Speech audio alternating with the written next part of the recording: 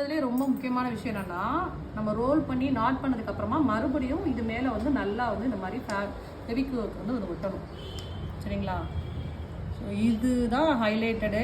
இந்த மாதிரி ஒட்டுறப்ப நல்லா ஈவனாக த்ரெட்டு போய் நல்லா மிங்கிள் ஆயிரும். இந்த கட்டையும் இந்த த்ரெட்டும் வந்து பார்த்திங்கன்னா நல்லா வந்து ஒட்டிக்கணும். ஸோ இது கம்ப்ளீட்டாக உங்களுக்கு இனிமேல் வரவே வராது. அந்த அளவுக்கு நல்லா ஸ்டிஃப்னஸாக வந்து இருக்கும். ஸோ அதே மாதிரி இந்த சைடும் கொண்டாங்க இது வந்து அப்ளை பண்ணும்.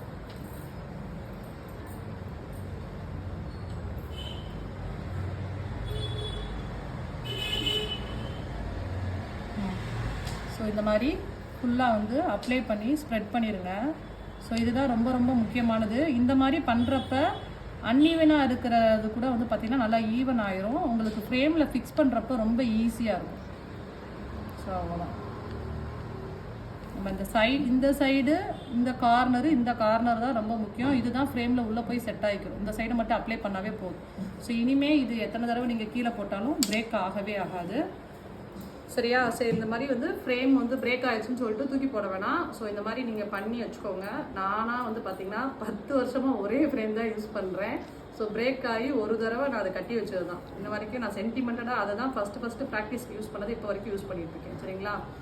ஸோ இந்த வீடியோ பிடிச்சிருந்துச்சுன்னா லைக் பண்ணுங்கள், சப்ஸ்கிரைப் பண்ணுங்கள். தேங்க்யூ, பாய்.